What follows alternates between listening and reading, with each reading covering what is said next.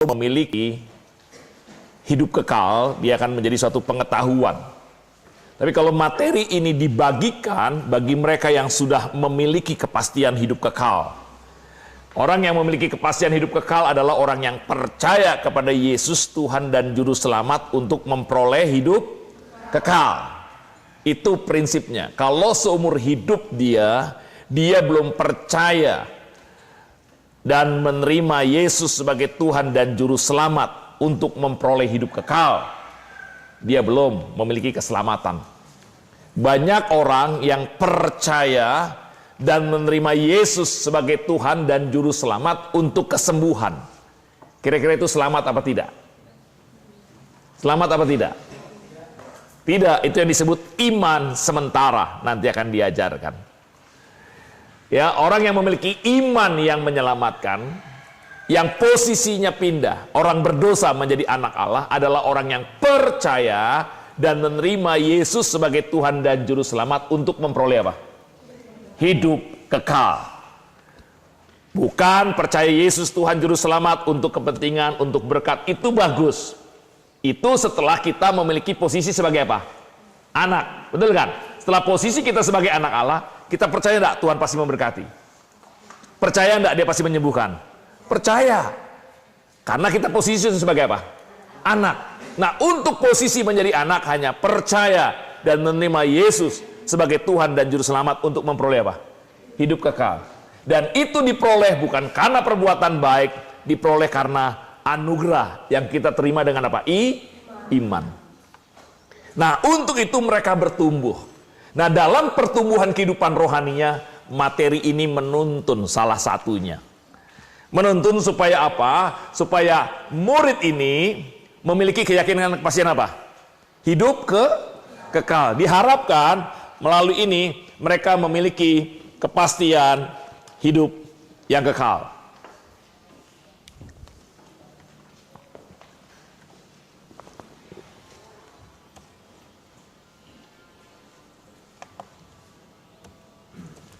Ya. Diharapkan mereka memiliki apa? Keyakinan, kepastian. Untuk mereka bertumbuh, mereka harus memiliki keyakinan, kepastian hidup kekal. Bukan hanya memiliki keyakinan, kepastian hidup kekal, mereka harus tertanam di mana? Di gereja lokal untuk bertumbuh. Karena kita tahu tubuh Kristus di dunia adalah apa? Gereja. Supaya kita yang sudah memiliki keselamatan bertumbuh sehat, kita juga harus apa? Tertanam di gereja lokal. Harus aktif. Dan selanjutnya kita masuk dalam apa? Doa dan apa? Firman. Firman di sini adalah membaca firman secara pribadi, bukan belajar firman.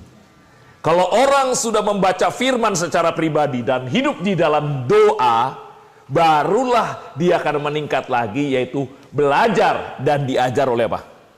Firman, belajar firman. Bahayanya orang mau belajar firman, tapi dia sendiri tidak pernah apa? Membaca firman secara pribadi. Sehingga waktu belajar ini yang diisi cuma apa? Pengetahuan. Tapi manakala kita sudah baca firman secara pribadi, setiap firman yang diajar oleh dosen-dosen, guru, pendeta, itu akan meneguhkan firman yang kita sudah baca. Betul? Itu akan menguatkan firman yang kita sudah baca. Itu bukan hanya menambah pengetahuan, tapi juga membawa rohani kita tambah dewasa. Makanya waktu membaca firman, baca saja. Soal ngerti enggak, baca. Pengertian akan bertumbuh semakin engkau rohaninya dewasa, dan semakin dengan apa? Pengajaran rohanimu semakin luar biasa. Makanya sekali lagi, apalagi bagi semester 3, 5, 7 yang belum bertobat, nggak pernah baca Alkitab, engkau di sini boleh bangga sebagai senior. Engkau boleh bangga sebagai tapi nanti lihat bukti pelayanan. Lihat bukti pelayanan, apa yang menjadi kekuatanmu? Saya kasih tahu, kekuatanmu adalah firman. Bukan pengetahuan firman, tapi kehidupan oleh firman. Itu lebih dahsyat bukan dengan pengetahuan, tapi kehidupan. Makanya kesempatan di sini saudara, membaca firman dan belajar firman.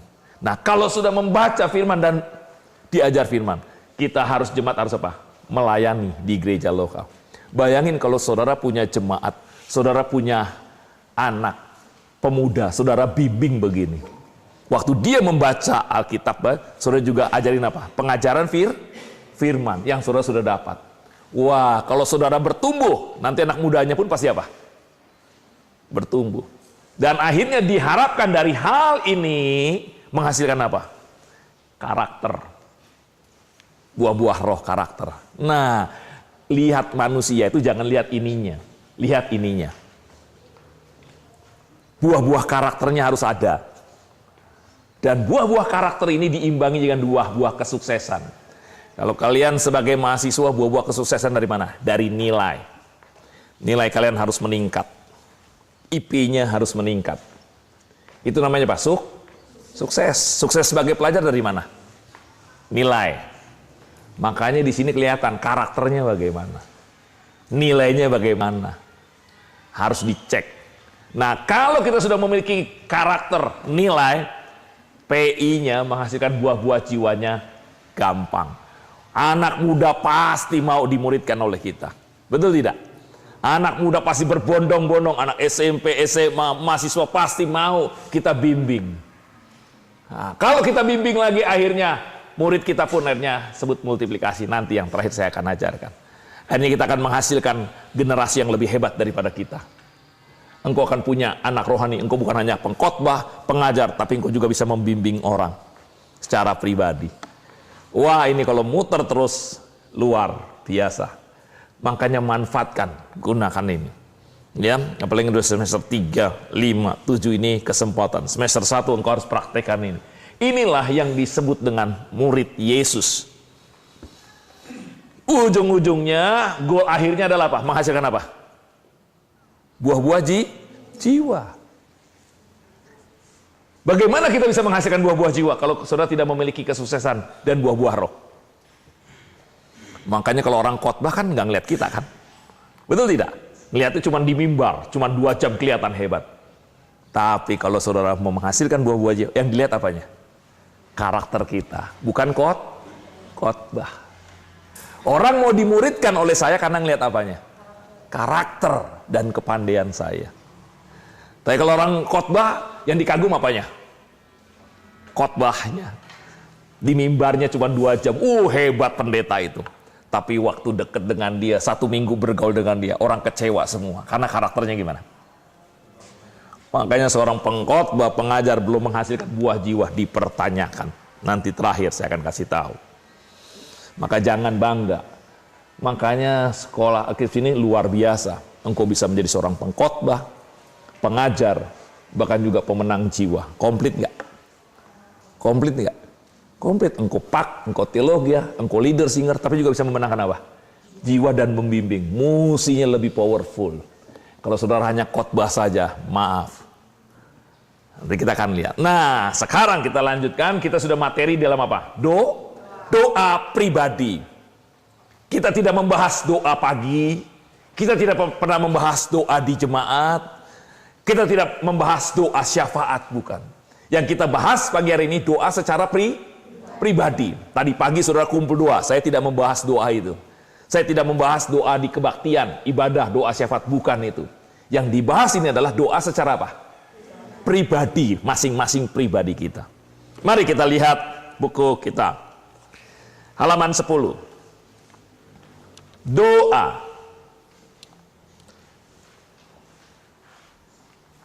Ya, di dalam doa.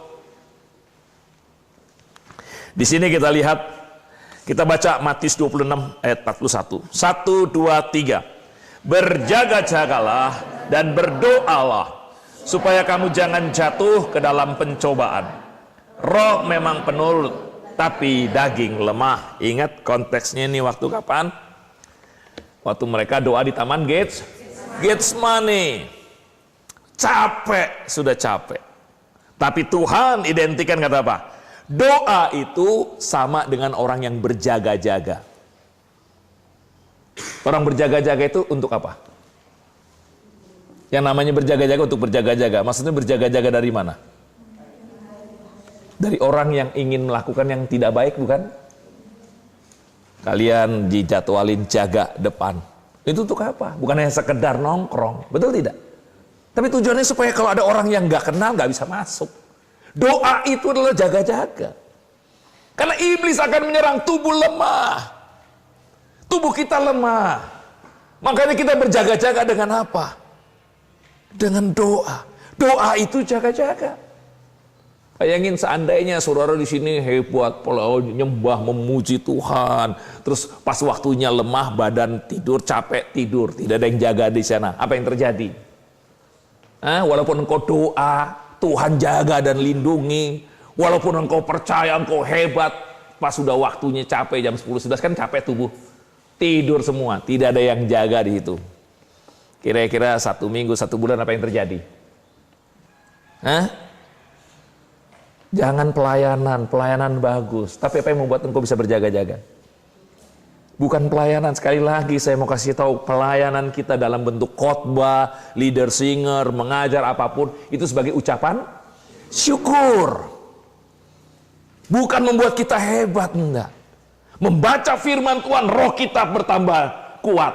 Doa membuat kita berjaga. Jaga-jaga kenapa? Iblis akan menyerang. Iblis akan mengganggu. Tapi manakala kita berdoa, itu Tuhan katakan, kita sedang berjaga-jaga. Selalu siap. Betul tidak? Selalu siap. Kapanpun datang. Jangan tunggu datang baru jaga-jaga. Ya, namanya jaga-jaga itu orang belum datang pun sudah apa? Sudah siap jaga-jaga. Bagaimana rohanimu berjaga? Dengan doa. Nah, kita ingin belajar tentang doa pribadi. 1 Tesalonika 5 ayat 17. Sekali lagi kita baca. 1 Tesalonika 5 ayat 17. 1 Tesalonika 5 ayat 17. Bunyinya apa? Iya. Ini satu ayat yang terpendek. Apa? Tetaplah berdoa. Kata tetap ini terus menerus berdoa. Yang namanya berjaga-jaga itu terus menerus enggak? Terus menerus tiap malam. Tetaplah berdoa, terus menerus berdoa. Setiap saat engkau berdoa. Setiap saat engkau berdoa. Bahkan kata tetaplah berdoa ini, setiap detik, setiap menit, setiap jam, setiap hari, terus menerus berdoa, tidak pernah berhenti-henti. Itu yang namanya tetaplah berdoa. Terus menerus apa? Berdoa. Loh, seringkali kita cukup doanya sehari 3 kali. Pagi, siang, sore. Oh, kalau di sini 4 kali doa atau 5 kali lah. Doa pagi, doa malam, doa makan pagi, doa makan siang, dan doa makan malam. Kalau orang Yahudi dulu doanya 5 kali. Ya, orang Muslim doanya berapa kali? 5 kali ya, betul kan? Tapi kalau kita apa? Setiap saat, setiap detik. Itu yang namanya tetap apa? Berdoa. Oh, banyak orang muslim kan 5 kali, pagi-pagi sudah berdoa, malam berdoa. Kalau orang, oh enggak, kami hanya kapan saja berdoa. Kita tidak ada waktu. Maksudnya apa? Waktu ngomong tidak ada waktu. Mestinya setiap saat kita berdoa. Itu tetaplah berdoa. Nah, gimana? Kok bisa setiap saat berdoa? Saya setiap saat berdoa. Saya praktek ini sejak kuliah. Berdoa setiap saat. Terus menerus. Kenapa? Tolong pikirkan, seringkali yang namanya doa itu adalah apa? Sekolah minggu kan diajarin, tutup mata, lipat tangan, betul kan? Kalau begini baru berdoa. Kalau nggak tutup mata, tidak lipat tangan, bisa nggak berdoa? Tapi sekarang anak kecil yang namanya doa adalah apa? Lipat tangan, tutup. Apakah itu doa? Enggak. Tidak. Tuhan menginginkan kita doa setiap saat. Saudara naik motor bisa enggak berdoa? Berjalan bisa enggak? Perlu tutup mata, lipat tangan? Saudara sedang nyiram pohon bisa enggak berdoa? Itu namanya setiap saat. Saudara lagi jalan kaki kepanasan bisa enggak berdoa? Ke mall bisa enggak? Harus. Sekali lagi yang saya membahas ini doa pribadi, bukan doa syafaat. Kalau doa syafaat kan sama-sama. Doa pagi kan sama-sama. Ini doa pribadi saya dan doa pribadi saudara. Kalau untuk doa pribadi saya, setiap saat. naik motor, naik mobil, bisa enggak berdoa? Sambil nyiram pohon, sambil jalan, bisa enggak berdoa? Nah ini gimana? Bayang kalau ini jadi gaya hidup saudara. Ingat, kita anak, Allah adalah apa? Bapak, kita sudah punya posisi setiap saat kita bisa datang. Tuhan ada di mana? Serta kita nggak setiap saat nggak? Setiap saat dia bersama-sama dengan kita. Maka yang disebut doa setiap saat, doa di mana saja, kita harus selalu berdoa. Yang namanya doa, yang pertama adalah yang namanya doa pribadi. Pertama, mencurahkan isi hati kita. Doa bukan mengatakan apa yang kita pikirkan. Jangan. Tuhan tidak melihat apa yang saudara pikirkan. Tuhan lihat selalu apa? Hati. Doa adalah mengucapkan apa yang ada dalam hatimu. Mazmur ya 62 ayat 9. Kita baca sama-sama, sudah dari sini. 1, 2, 3. Percayalah kepadanya setiap waktu, hai umat. Curahkanlah isi hatimu kepadanya. Allah ialah tempat perlindungan. Selah. Mazmur 102. Ya. Kita baca lagi. Mazmur 142 ayat 3. 1, 2, 3.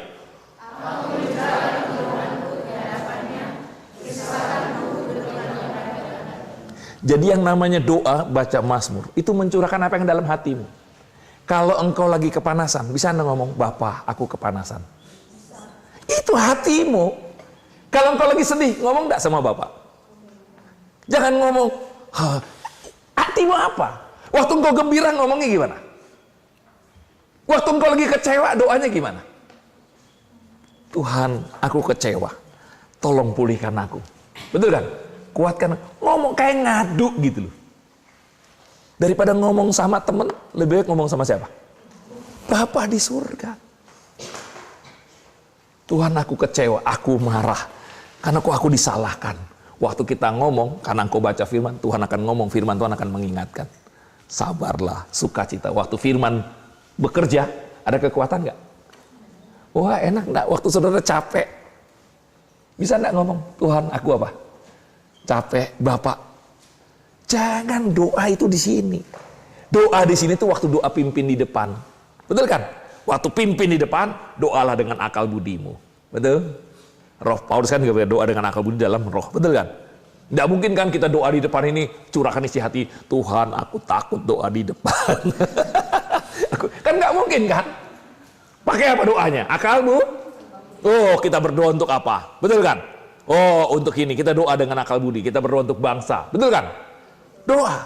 Tapi kalau doa pribadi, hatimu, curahkan isi hatimu. Ngadunya sama siapa? Ini yang penting. Tapi doa pribadi itu doa hatimu. Sehingga di mana saja kita bisa enggak berdoa? Bisa apa tidak? Pasti bisa. Tuhan, terima kasih ya. Saya boleh menikmati panas. Betul kan? Lama-lama saya tidak akan bisa mengeluh.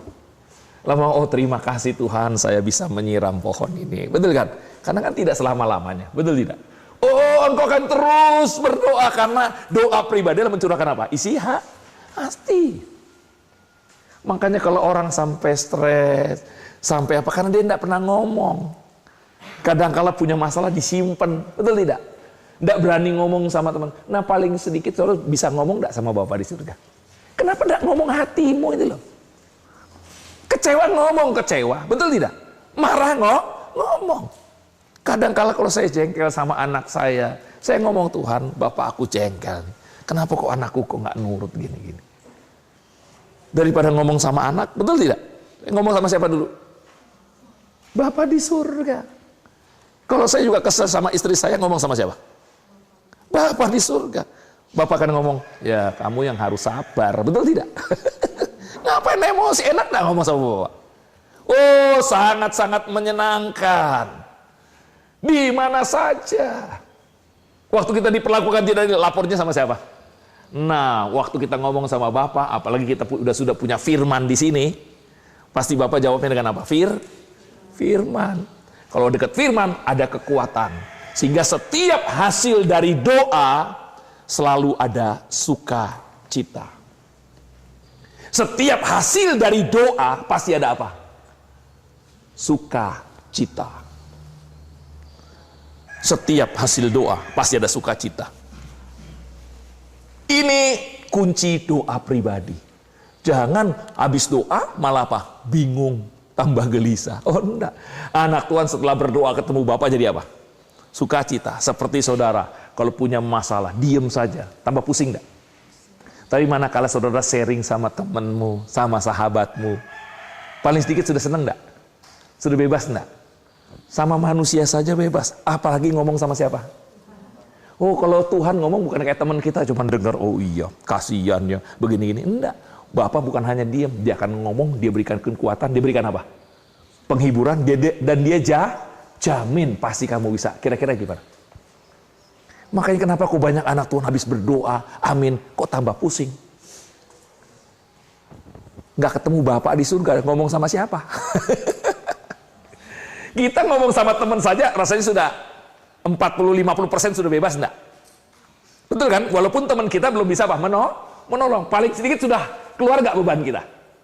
Sudah pasti. Nggak mungkin habis ngomong tambah pusing. Enggak, kepada sahabat pasti habis ngomong kita dikuatkan nggak? Pasti kan nama sahabat kan membantu ya, betul tidak? Apalagi doa sama Bapa di surga. Makanya saya heran kalau orang habis berdoa kok tambah bingung, tambah gelisah. Saya akan tanya, tadi doanya ketemu siapa? Ngomong sama siapa? Nggak tahu tuh, ngomong sama siapa. Tapi kalau kita tahu, kita datang kepada siapa? Bapak, kita curahkan isi hatinya kepada siapa? Bapak, oh kalau engkau kuat firman, engkau baca firman, Bapak ngomongnya melalui apa? Firman yang ada di mana? Hati. Bukan berarti Bapak ngomong begini, oh Guntar, kasihan ya, susah ya. Enggak. Tuhan nggak ngomong dengan langsung, bisa Tuhan ngomong langsung, tapi yang umum, yang natural, Tuhan ngomong melalui apa? Firman yang di mana? Dalam hati. Atau firman waktu dengar khotbah, betul kan? Atau pujian, firman, macam-macam Tuhan banyak berbicara. Doa yang pertama adalah mencurahkan apa? Isi hatimu. Maka keluhanmu, kekecewaanmu lebih baik di ngomongin ke siapa dulu? Di sini nanti saudara kan banyak kecewa. Saudara banyak tidak diperlakukan dengan adil. Saudara kan capek, pusing. Betul tidak? Ngomongnya sama siapa? Ngomong kecewa, ngomong hatimu. Kalau lagi senang ngomongnya apa? Bapak, aku senang, aku bersukacita. Oh, terima kasih. Kalau lagi bete, istilah anak muda, ya, lagi hatinya lagi apa? Udah enak, galau. Ngomong, Tuhan, Bapak aku kok galau ini. Lah, kenapa enggak berani ngomong? Itu doa enggak? Nah, kalau begini bisa enggak setiap saat berdoa, saudara? Bisa enggak? Oh, tiap saat saudara berdoa. Bahkan tiap menit saya selalu berdoa, tiap jam selalu berdoa. Bapak selalu dekat. Ingat, Tuhan selalu menyertai. Dia ada dalam hati kita. Dia selalu mendengar. Wah, menyenangkan. Ya, saudara lagi naik kendaraan umum nunggu bus, bisa enggak berdoa? Bisa, di mana saja. Dan kedua, doa adalah kuasa. Nah, doa pribadi adalah doa yang mencurahkan isi hati kita. Dan kedua, doa orang benar bila dengan yakin didoakan sangat apa? Sekali lagi, bukan doanya yang berkuasa, tapi apanya? Yang ditekankan di sini apanya? Doa orang benar atau kuasanya? Yang ditekankan apanya? Yang lebih penting yang mana? Ada 3. Doa, orang benar, atau kuasa. Yang terpenting yang mana? Yang terpenting, semua penting. Yang membuat kuasa, betul kan? Yang membuat ada kuasa, doa atau orang benar.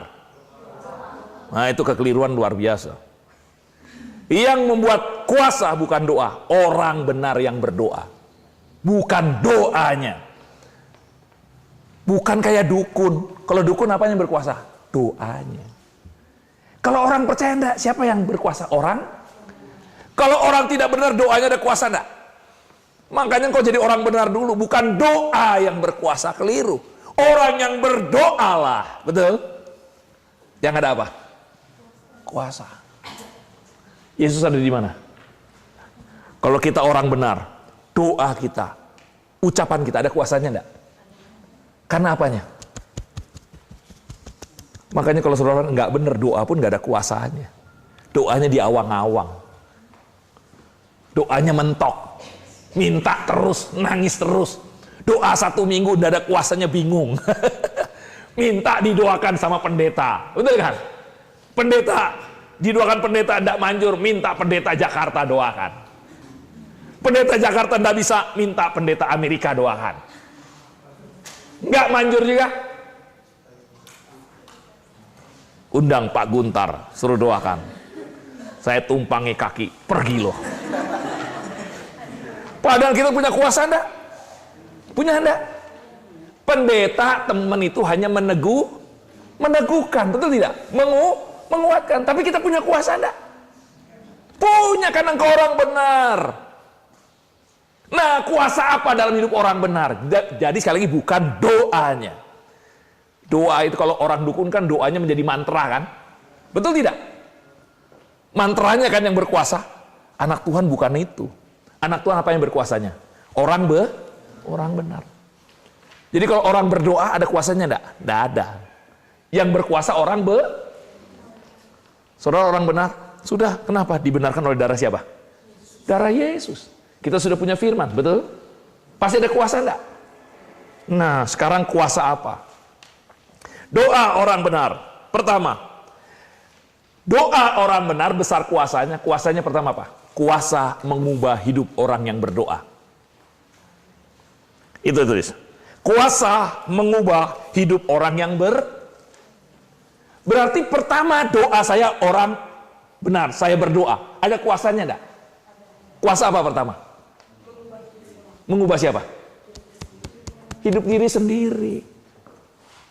Doa saya mengubah saya enggak? Doanya mengubahmu. Yang dulu lesu jadi kuat, kecewa jadi gimana? Oh, Tuhan akan memberikan kuasa. Seringkali berdoa hanya kuasa untuk orang lain. Tunggu dulu. Kuasanya mengubah siapa? Doa itu mengubah siapa? Ada kuasa enggak? Kita lihat contohnya. Kita baca saja sini. Doa. Kuasa mengubah hidup orang berdoa bukan menghasilkan jawaban, tapi menghasilkan kemuliaan Yesus, menggenapi firman Tuhan. Saya akan bacakan 3 ini. Pertama kita lihat, doa mengubah hidup orang yang contohnya. Kita lihat Yosafat. Mari kita baca sama-sama. Yosafat. 1, 2, 3. Datanglah orang memberitahukan Yosafat, suatu laskar yang besar datang dari seberang laut Asin, dari Edom, menyerang tuanku. Sekarang mereka ada di Hasesot Tamar, yakni En-Gedi. Yosafat menjadi takut, lalu mengambil keputusan untuk mencari Tuhan. Ia menyerukan kepada seluruh Yehuda supaya apa? Berpuasa. Kondisi Yosafat apa? Karena dikepung, udah tidak berdaya. Diserang. Edom itu saudaranya. Anaknya Esau. Nih Yakub. Diserang. Takut nggak dia? Takut. Terus yang diambil apa? Ambil keputusan untuk apa? Mencari Tuhan. Nanti baca doanya, mengucapkan hatinya, mengutarakan hatinya. Dia langsung berdoa. Lihat. Setelah dia berdoa, setelah selesai berdoa, kita baca ayat 20. 1, 2, 3. Keesokan harinya pagi-pagi mereka maju menuju padang gurun Tekwa. Ketika mereka hendak berangkat, berdirilah Yosafat dan berkata, "Dengar, hai Yehuda dan penduduk Yerusalem, percayalah kepada Tuhan Allahmu, dan kamu akan tetap teguh.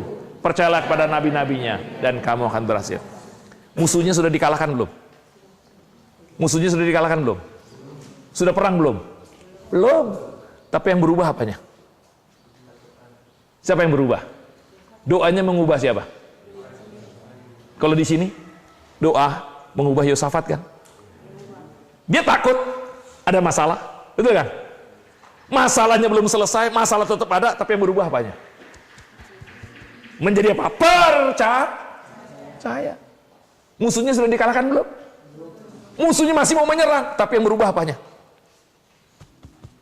Hatinya. Manakala dia percaya, musuhnya baru dikalahkan. Doa mengubah siapa dulu? Makanya kalau saudara takut, habis berdoa takut lagi, tambah khawatir. Saya akan tanya, doa kepada siapa?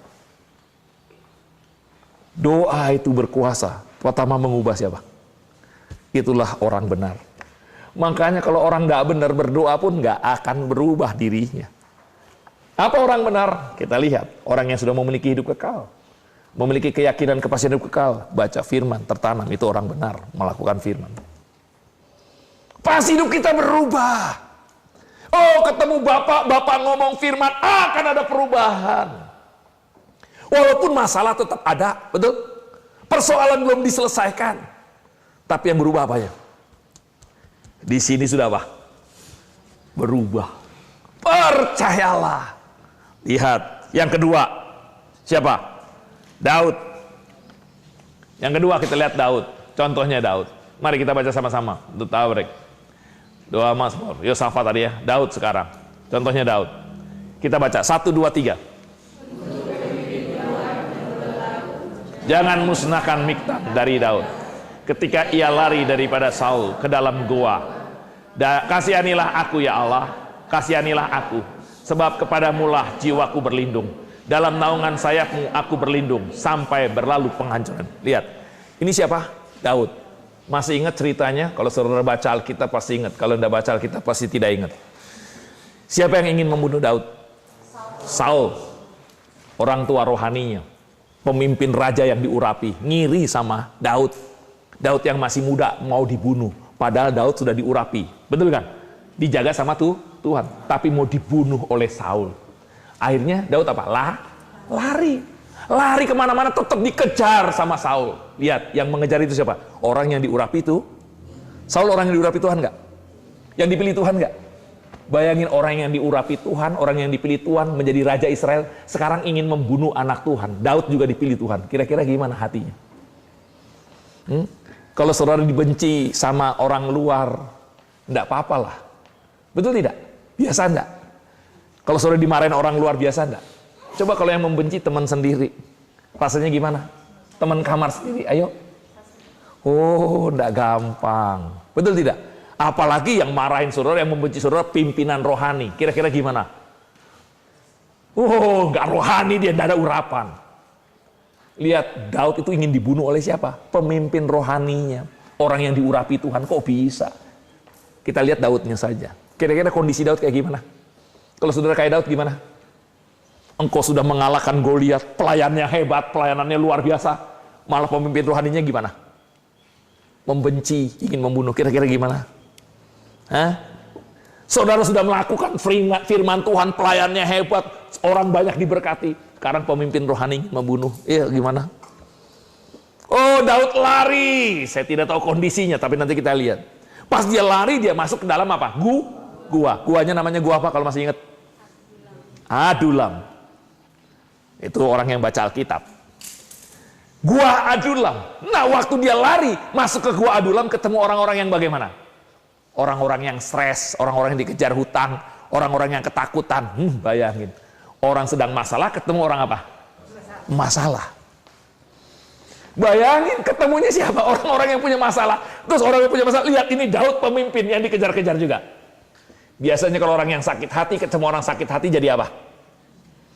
Orang kecewa, ketemu orang kecewa jadi apa? Tambah enggak kecewanya? Tambah enggak? Tambah. Ini jadi teroris kan begitu. Orang yang benci, ketemu benci jadi apa? Teroris. Tapi lihat Daud. Punya masalah, ketemu orang-orang masalah. Dan datang lagi kepada siapa? Pasti Daud ya, betul kan? Karena dia tahu Daud, betul kan?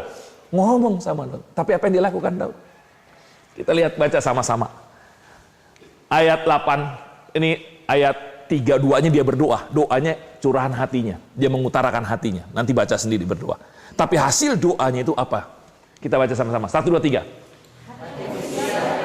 Hatiku siap. Aku mau menyanyi, aku mau bermazmur. Bangunlah hai jiwaku, bangunlah hai gambus dan kecapi. Aku mau membangunkan fajar, aku mau bersyukur kepadamu di antara bangsa-bangsa. Ya Tuhan, aku mau bermazmur bagimu di antara suku-suku bangsa. Sebab kasih setiamu besar sampai ke langit, dan kebenaranmu sampai ke awan-awan. Tinggikanlah dirimu mengatasi langit, ya Allah. Biarlah kemuliaanmu mengatasi seluruh bumi. Dalam keadaan dikejar-kejar mau dibunuh, setelah dia berdoa, keluar hatinya gimana? Seperti tadi kalian nyanyikan pagi. Tinggikan dirimu. Tadi pagi nyanyi itu kan? Dalam keadaan itu musuhnya tetap ada. Saul tetap ingin membunuh. Dia ketemu orang-orang yang stres. Tapi dia berkata apa? Hatiku siap. Ya Allah, hatiku apa? Siap. Aku mau bernyanyi. Aku mau bermazmur. Bayangin yang berubah apanya? Masalahnya berubah enggak? Saul tetap ingin membunuh enggak? Tetap masih dikejar-kejar enggak? Tapi yang berubah siapa? Doa mengubah hati. Biasanya kita kalau nyanyi hatiku siap saat gimana? Saat diberkati kan? Hatiku siap. Tapi Daud keluarkan hatiku siap. Bangunlah Gabus, bangunlah. Dalam keadaan apa? Banyak masalah. Kenapa? Karena doanya mencurahkan apa? Hati. Walaupun masalahnya tetap ada, tapi yang berubah pertama apa? Hatinya berubah. Daud. Yang ketiga, orang jemaat mula-mula. Kita lihat jemaat mula-mula. Kita baca sama-sama. 1 Kisah Para Rasul 4, 1, 2, 3. Sudah dilepaskan, pergilah Petrus dan Yohanes kepada teman-teman mereka. Lalu mereka menceritakan segala sesuatu yang dikatakan imam-imam kepala dan tua-tua kepada mereka. Ketika teman-teman mereka mendengar hal itu, berserulah mereka bersama-sama kepada Allah. Katanya, ya Tuhan, Engkaulah yang menjadikan langit dan bumi, laut dan segala isinya. Masih ingat cerita ini? Bagaimana Paulus dan Petrus ditangkap, dan mereka dianiaya, dan mereka dilarang menceritakan dalam nama siapa? Tidak boleh menggunakan nama Yesus, nanti akan ditangkap lagi, dianiaya. Betul tidak? Waktu mereka diancam, waktu mereka dilarang menggunakan nama Yesus, mereka berdoa. Doanya nanti lihat lagi, mencurahkan isi hati. Mereka diancam. Nih kalau kita kira-kira diancam, nggak boleh pakai nama Yesus, bangga mungkin ya. Makanya sekarang aja nggak diancam aja sudah mau dirubah Alkitab, nama Yesusnya nggak ada. Wah, itu nggak bener itu. Lihat rasul-rasul diancam tidak boleh pakai nama Yesus. Sekarang itu kan Alkitab ada yang tidak pakai nama Yesus lagi. Kalau kita diancam bagaimana? Senang, udah, nggak apa-apa, nggak pakai nama Yesus, nggak apa-apa. Bahaya itu. Nama di atas segala nama, ada nama siapa? Sudah pernah dapat sini Alkitab yang tidak ada nama Yesusnya, pakai Isa Al-Masih semua? Jangan masuk ke sini ya, kalau masuk sini kasih tahu. Maaf saja Pak, nama kami nama Yesus bukan Isa Al-Masih. Setuju? Karena itu tidak benar. Nama di atas segala nama siapa? Nama yang menyelamatkan? Bisa diganti. Jangan pakai hikmat manusia, percaya firman. Nah, rasul-rasul diancam, tidak boleh nyebut nama Yesus, tidak boleh belajar dalam nama siapa? Kalau enggak akan ditangkap, dianiaya. Apa yang dilakukan jemaat? Kita baca sama-sama. Setelah mereka berdoa, 1, 2, 3.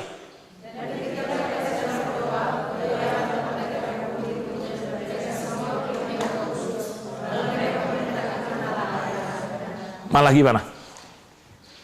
Tambah gimana? Kenapa hatinya berubah setelah apa? Berdoa? Saya kasih tahu, setelah saudara berdoa mencurahkan hati, bukan tambah takut, malah ada kekuatan baru.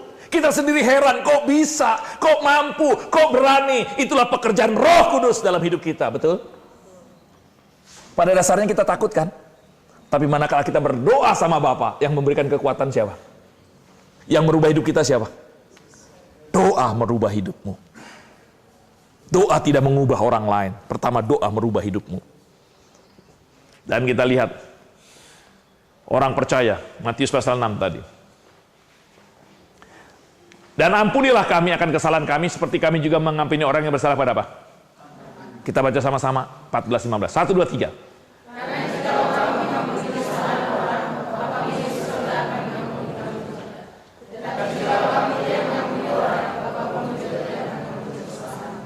Doanya apa? Ampunilah kami. Seperti kami sudah apa? Berubah dulu enggak? Berubah dulu enggak? Kalau saudara mengampuni, baru apa? Bapa di surga akan apa? Perubahan hidupmu dulu. Perubahan hidupmu, karena engkau sudah diampuni, engkau harus mengampuni. Doa itu mengubah, makanya doa Bapa kami apa? Untuk diingatkan. Tuhan sudah mengampuni. Kita pun harus apa? Mengampuni. Maksudnya kita dulu berubah baru apa? Bisa. Kalau engkau tidak mengampuni, engkau bisa enggak? Kita sudah diampuni oleh Bapak, berubah enggak? Kita bisa enggak mengampuni? Kenapa banyak orang tidak mau mengampuni? Karena kita tidak merasakan pengampunan dari Tuhan. Padahal Tuhan katakan dosamu sudah dosa dulu sekarang akan datang, sudah nggak diampuni? Sekarang kalau ada temanmu yang membenci, perlu diapain? Saudara tidak akan bisa mengampuni kalau saudara tidak mengalami perubahan dengan Bapa. Tidak mungkin, betul?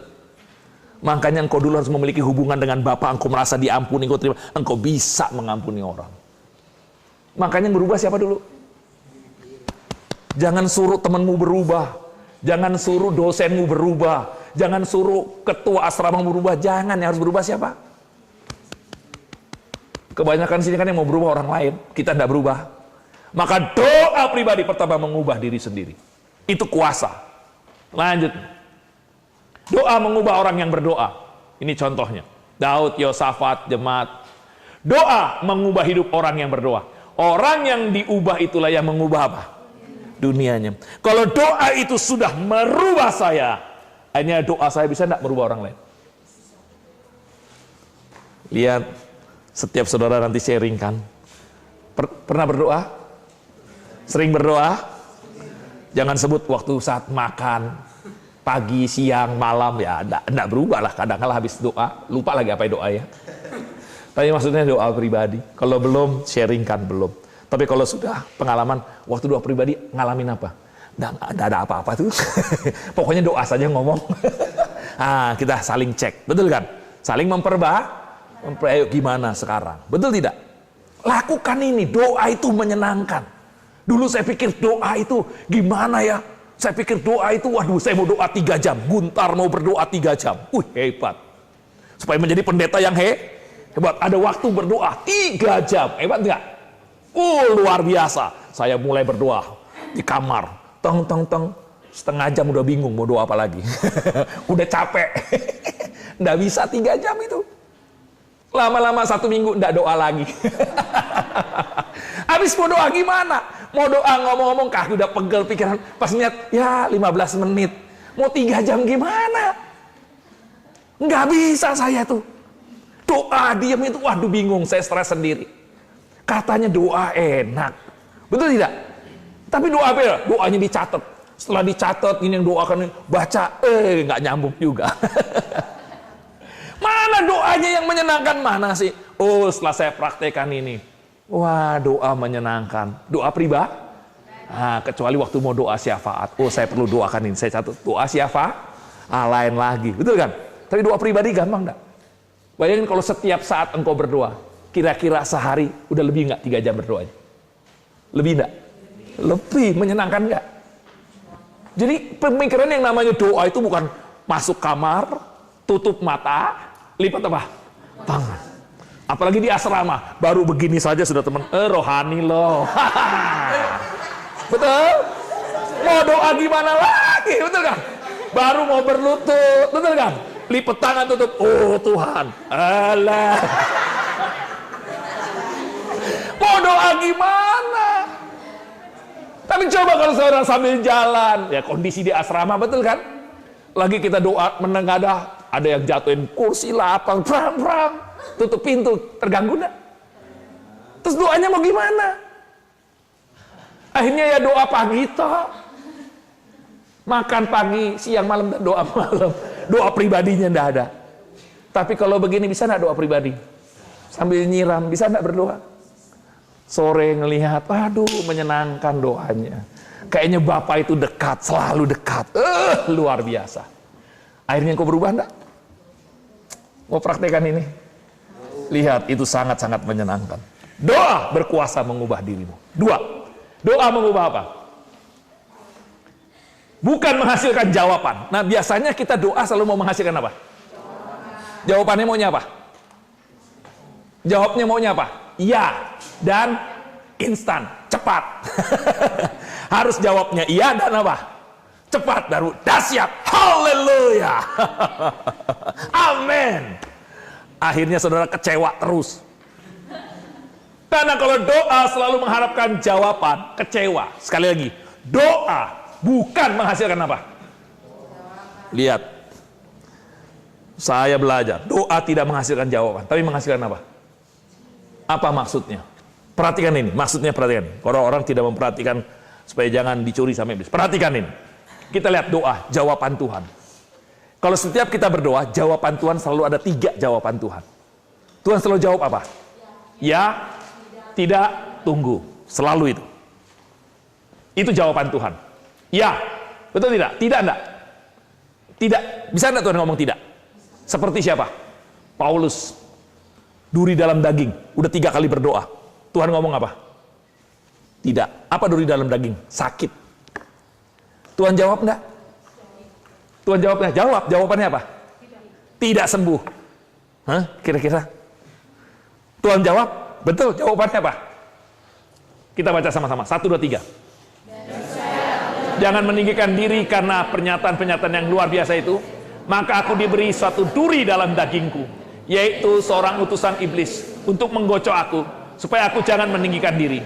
Tentang hal itu aku sudah 3 kali berseru kepada Tuhan, supaya utusan iblis itu mundur daripadaku. Tetapi jawab Tuhan kepadaku, cukuplah kasih karuniaku bagimu, sebab justru dalam kelemahanlah kuasaku menjadi sempurna.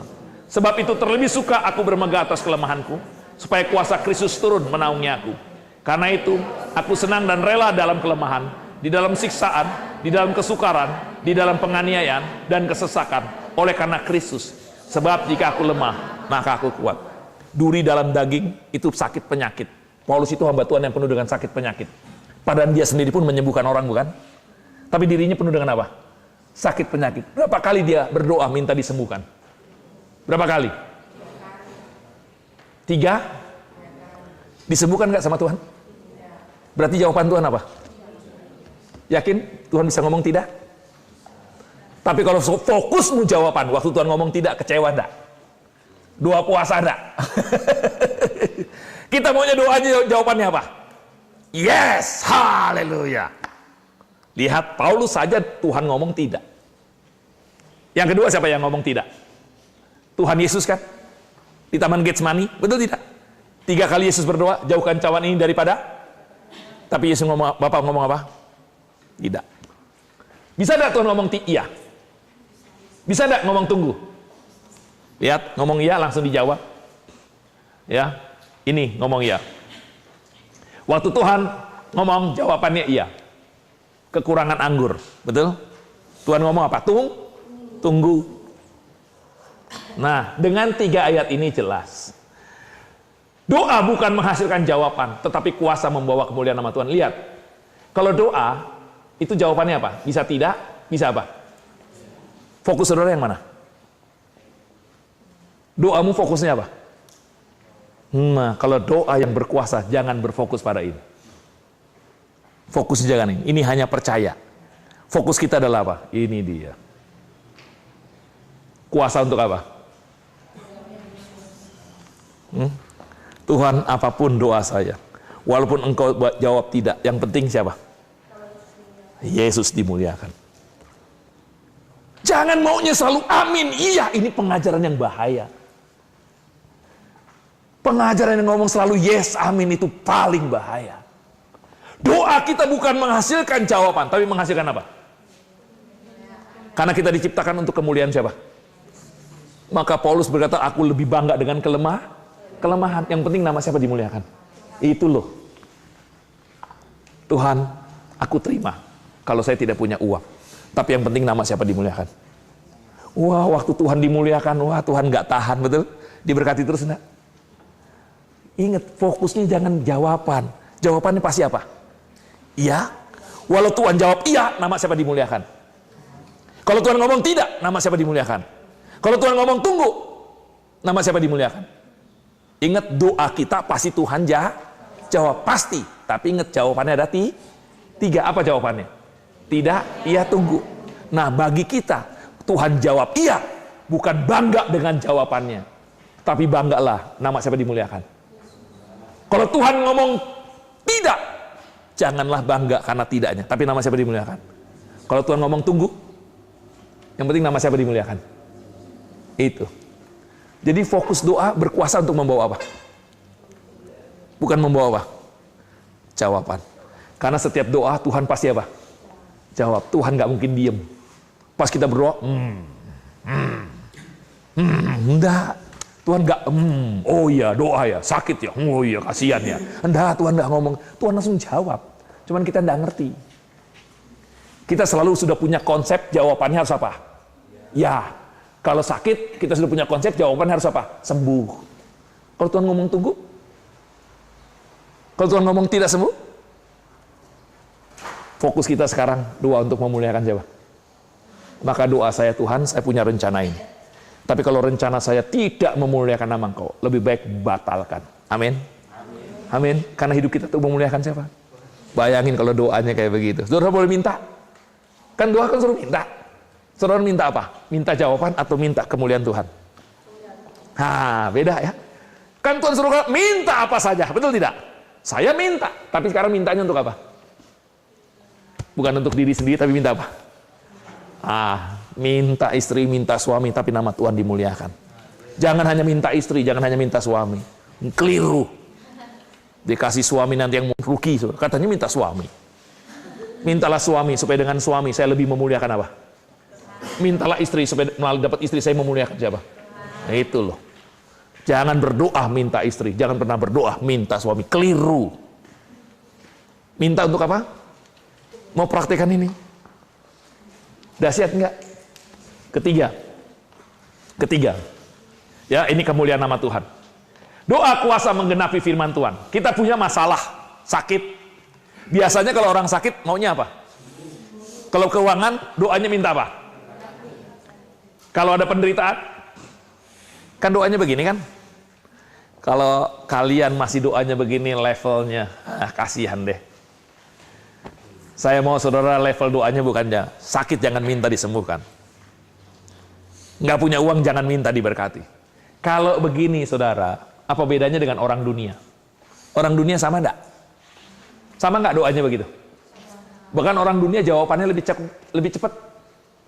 Betul? Kalau doa begini, semua orang agama pun doanya gimana? Sama enggak? Sama. Apa bedanya? Ini keinginan. Ini keliru. Sekali lagi, sakit jangan minta sembuh. Agama lain juga minta gitu enggak? Cuman bedanya kita dalam nama Yesus. Kadangkala dalam nama Yesus lama, yang pakai dukun apa? Kita bingung, mana yang lebih hebat ini? Kenapa kalau ini doa keinginan keliru? Doa kita levelnya lebih lagi. Ini bagus, bagus. Tapi sama nggak dengan orang dunia? Kalau saudara begini nanti banyakkan kecewanya. Tapi kita mau lebih yang bagus lagi. Yang terpenting, amin. Bukan yang penting, bukan yang baik. Kita mau yang terbaik dan yang terpenting. Apa doanya? Doa masalah, apa? Percaya apa? Kalau saudara sakit, jangan minta sembuh. Tapi doalah pakai firman, apa? Oleh bilur-bilurnya aku telah apa? Doa itu percaya firman. Amin. Jangan minta apa? Keinginan. Tapi dasarnya apa? Dasarnya apa? Percaya firman. Makanya perlu tidak baca Alkitab. Itulah kuncinya. Jadi waktu kita doa, minta apa? Minta firman ini digenapi. Tuhan, engkau ngomong, bilur-bilurmu telah aku percaya firman. Sehingga waktu engkau dijawab, engkau membuktikan apa? Firman ini apa? Dahsyat, betul? Bukan doa saya dijawab, tapi apa? Firman Tuhan digenapi dalam hidup kita. Firman Tuhan benar-benar dahsyat. Engkau tambah cinta kepada firman. Beda. Saudara mau next level? Mau lebih tinggi lagi? Jangan doa minta disembuhkan. Tapi doa percaya apa? Tapi kalau belum pernah baca Alkitab, doanya mintanya pasti minta apa? Sembuh. Kalau doa minta sembuh, sama nggak dengan agama lain? Sama. Tidak ada kuasanya. Kalau engkau masalah punya keuangan, tidak dapat uang, nggak ada kirim-kiriman 3 bulan, berhenti dari kuliah, nangis-nangis, jangan. Engkau ucapkan firman bahwa Tuhan kalau kita mencari dahulu kerajaan Allah, maka semuanya akan apa? Ditambahkan, bukan dikasih. Yang namanya ditambahkan apa? Butuhnya 100 dikasih berapa? 150 sampai 200. Mau minta atau mau percaya? Percaya, jangan pernah minta. Amin. Amin. Saya berharap saudara akan ngalamin itu, tidak punya uang, dikirim 3 bulan. Percaya enggak? Atau mau lari? Mau lari, nggak kuliah lagi? Oh, manakala engkau percaya, akhirnya Tuhan tambahkan dengan waktu Tuhan, engkau berkata, firman Tuhan dahsyat. Kalau engkau sudah mengalami sini, nanti waktu pelayanan, nggak bingung lagi, nggak heran lagi, karena kalau dulu ditolong, sekarang pun apa? Pasti dahsyat. Ketiga, kalau engkau mengalami penderitaan, dibenci, disalahin apa semua macam-macam, doanya apa? Minta dilepaskan, tengkingin iblis, usir itu iblis. Nggak usah. Doanya apa? 1 Korintus, Tuhan aku percaya pencobaan-pencobaan yang aku alami tidak akan apa? Aku kuat, aku mampu. Percaya enggak? Aduh, indah enggak kalau doanya begini? Roma 8:28 bunyinya apa? Aku percaya Tuhan, engkau melakukan segala sesuatu indah pada apa? Semuanya akan mendatangkan apa? Kebaikan. Penderitaan ini mendatangkan apa? Aku percaya. Waktu saudara doa begitu, hatimu pasti gimana? Mengeluh? Nangis? Enggak, pasti gimana? Hatiku siap. Betul kayak Daud? Hatiku siap. Aku mau apa? Bermazmur. Tinggikan dirimu. Padahal banyak apa? Masalah. Kenapa kita bisa nyanyi begitu? Karena kita percaya.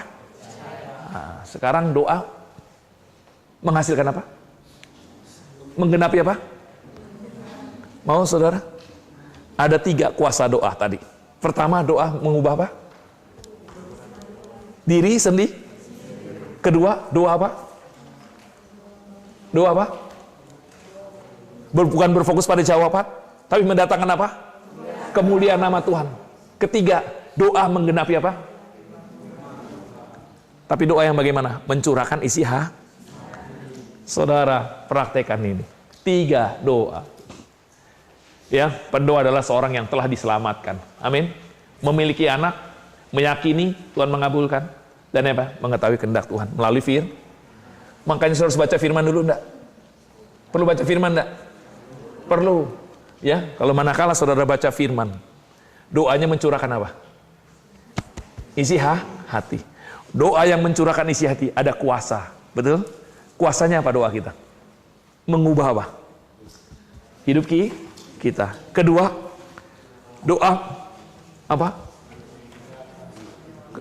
Kuasa untuk memuliakan siapa? Doa bukan berfokus pada jawaban, tapi doa memuliakan siapa? Tuhan. Ketiga, doa menggenapi apa? Firman, bukan menggenapi keinginan kita.